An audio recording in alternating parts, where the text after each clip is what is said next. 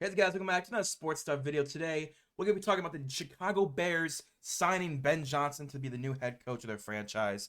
So if you guys enjoy, please be like, comment, subscribe, hit the notification bell to be notified when I post next. Let's get into the video. So I don't think it's the worst hire, obviously. In my prediction video for the offseason, I really thought Ben Johnson would go back to Detroit. I thought, again, there's a lot of people saying they would have gone to the Raiders, they should have gone to this or that or this or that. But for me, I really thought that he was going to go back to Detroit, right? I thought that Aaron Glenn was as good as gone, and I thought Ben Johnson would stay. They'd pay him whatever they wanted, and he would stay as the offensive coordinator. But I have a feeling that as the season went on, he was like, yeah, I think I'm personally ready to move on. Obviously, I don't know Ben Johnson. I don't know him personally. That is all completely speculatory. I'm just speculating. If that is that what really happens. But Ben Johnson, new head coach of the Chicago Bears. It's not awful. It's not awful. Obviously you have Caleb Williams, you have Keenan Allen, you have DeAndre. Why am I saying DeAndre? Yeah, DeAndre Swift. You have DJ Moore, Cole Kmet. A rebuilding offensive line with a lot of high draft picks in it. A defense that last year finished the season as a top 10 defense, struggled this year. But you have good solid defensive line, okay linebackers, okay secondary. Like you have the pieces to be a really good team. But it hasn't come together yet. And is Ben Johnson the guy to do that? I think he is. Ben Johnson in Detroit this past season had the number 2 overall offense in the league, behind the Baltimore Ravens. They averaged 33 points a game. They averaged 146 yards, rushing yards a game, and 263 passing yards a game, totaling 6,962 or 409.5 points yards a game. Last year, they had the number 3 offense, where they averaged 27 points a game with 2,300 rushing yards or 135 a game, and 260 yards a game passing or 394 yards a game. And then back in 2022, having a top 4 offense, number 4 overall, where they averaged 27 points a game, average 128 rushing yards a game, and average 251 passing yards a game, averaging 380 yards total a game. So 3 years he's been there, they've been at worst the 4th best offense, at best the 2nd. Always getting edged out by a running team that has ran the ball more. But I mean, he really did make the most out of this team, right? In 2022, I think a lot of people would agree that the Lions still weren't at their best, right? They went 9-8, I believe that's the year they went 9-8. But that was the first year that Ben Johnson was the offensive coordinator. So obviously 2021 was the worst season under Dan Campbell. But it's just that Ben Johnson, that was Anthony Lynn calling the plays back then. But Ben Johnson, at worst had a top 4 offense. So I expect that with the Bears at worst, they'll probably reach up to the top 10 in offense, which if we go to the Bears, this past year, they had the worst offense in the league. Last year, they had, what is that? A bottom half of the league. And in 2022, where he first started being the play caller, they had yet again a bottom 5 offense. So I think at minimum we can expect their offense to jump from bottom of the league to probably middle of the pack or better, right? I'd probably say top 10. This past season, top 10 included the Falcons, included the Packers, included the 49ers who were injured, included the Colts, like they were fringe top 10. The Seahawks and Chiefs were fringe top 10. And we wouldn't say any of those offenses are explosive anymore. So I really do expect that at minimum, the offensive production is going to take a major hike up, right? This past year, they were obviously dead last. They averaged 18 points a game. I expect that to jump to maybe 20, 25 points a game. They averaged 102 rushing yards. I expect it to jump to maybe 130, 125, 130 is what I would expect. And passing yards a game, it was 181, maybe 215, 220, right? That's top 10 fringe. And then yards a game, that comes out to what? About 300, 310, 300, 310. That'd still be towards the bottom of the league, but it's far better than what they had currently, right? That's middle of the pack. Is 310 is about middle of the pack of the NFL. So offensively, I wouldn't really have any worries, right? You have all the pieces, you have the wide receivers, you have the tight end, you have the quarterback, you have an okay running game. I wouldn't be shocked if they go and get a veteran running back to really anchor down the room, then have DeAndre Swift, Roschon Johnson, and whoever else they have be the complementary backs. Maybe they get Najee Harris, for example, or they get a Aaron Jones or someone that really can anchor the room and have the other two guys be the complementary backs. And then offensive line, I expect a complete rehaul.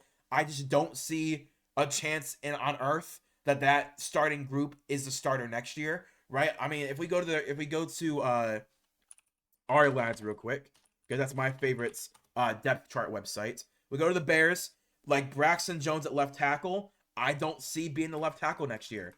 Could he still be on the offensive line? Absolutely, right? Maybe he moves into guard and he's better at guard, or maybe he stays at left tackle because he massively improved. That is also a-okay with me. At left guard was Tevin Jenkins. He's a free agent. I don't see Tevin Jenkins returning to the team. Coleman Shelton at center. Don't see Coleman Shelton returning to the team. Matt Pryor, don't see him returning. And Darnell Wright, obviously, is the former first round pick of theirs. But, like, they need to massively invest in the first round, second round, in more offensive linemen. They also need to massively invest money into the offensive line. They need to walk into week 1 next year saying we have the best offensive line that we could build for Caleb Williams. We cannot let another year of what has happened to Caleb Williams happen.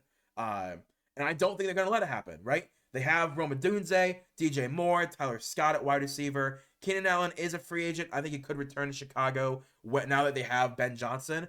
But defensively, right? Defensively, they have a lot of question marks as well. Their starting group is pretty much solid. Kyler Gordon, Jalen Johnson, Tyreek Stevenson at corner, Jaquan Brisker, Kevin Byard, and Jonathan Owens at safety. Tremaine Edmonds, Jack Sanborn, Noah Sewell, and TJ Edwards at linebacker. DeMarcus Walker, Andrew Billings, Gervon Dexter, Montez Sweat, Demeek Robinson, and Zach Pickens. That's basically the defensive line group. But I just see, I see the foundation that Ben Johnson saw. I see the offense. I see the defense that they're gonna definitely improve in the free agency and through the draft. But everyone was freaking out when it was going through the original process of, oh my gosh, how is he? Why is he going to the Bears? Right? Why wouldn't he go to the Raiders? Why wouldn't he go to the Jacksonville Jaguars? Why would yabba? If he was gonna take a job, I thought the Bears made the most sense. I thought it did because of the staff and the talent already in building. I thought they made the most sense. Now, the Raiders I got, right? Because the rumors were that Ben Johnson wanted to bring his own GM from the Detroit Lions over. If that was true, he would have gone to the Raiders. Just straight up. If that was true, he would have gone to the Raiders. Instead, he chose to stay in division because he got a quarterback already drafted on the team. He has a good offense to build off of. Because the offensive line for the Lions is the heart and soul of the team, right? Without the offensive line, nothing happens. So he's coming into a situation where the only player that you can 100% say will be there next year is Darnell Wright. That is the only player that you can stamp right now that will be a starter at right tackle. But right guard, center, left guard, and potentially even left tackle are wide open for Ben Johnson to make his own decisions.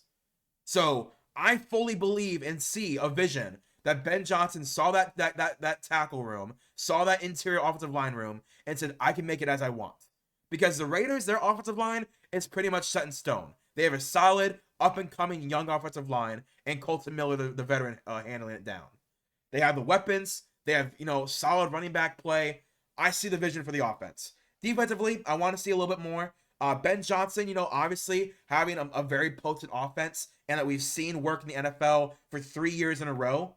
I like it. I like the idea of bringing that to Chicago. This is a team that really hasn't had a great offensive mind at head coach. Matt Nagy probably could have done it, but when he had, Mitchell Trubisky, who was obviously no Caleb Williams at quarterback, he got the most he could out of Mitchell Trubisky.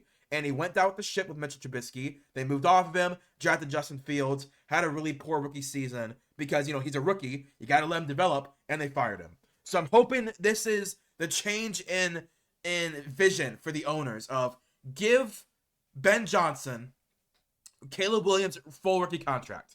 Right now, set in stone that Caleb Williams will get his 5th-year option picked up. Set it in stone. And say, Ben, you have 4 years now to turn this team around. You have 4 years. We'll write the contract, fully guarantee it. No matter what, you have 4 years to be a head coach. And if those 4 years are successful with you and Caleb Williams, we'll move on. If Caleb Williams is the issue, but we can see the offense is getting open. We can see that with backup quarterbacks you get good play. We'll keep you. But I just don't see that happening. I don't. I see Caleb Williams. I see it. I see the vision. Defensively, I think they need to invest in a linebacker and defensive line room, right? The secondary, I feel good about. I think the secondary is good enough to go into next year and not worry about a single issue. The defensive front seven, though, I do see issues with, right? Tremaine Edmonds and DJ Edwards are getting paid a lot of money that can be used to fix the offensive line. And you have Jack Sanborn, who played solid in his rookie season. And he hasn't touched the field since. Andrew Billings is very old. I can't believe he's still in the league, to be honest with you. Gervon Dexter has been a really solid D tackle for them. Montez Sweat was a solid trade, but he really hasn't been able to meet up his production from last year. And DeMarcus Walker, again, a solid defensive end. If I'm the Bears and I'm in the first round, let's see. I think they have, I forgot what pick they have. What pick do they have? Let's go to the PFF. The Bears at number 10 overall. Let's do a quick mock draft and let me see who's available at number 10. So at number 10, PFF says there's James Pierce Jr.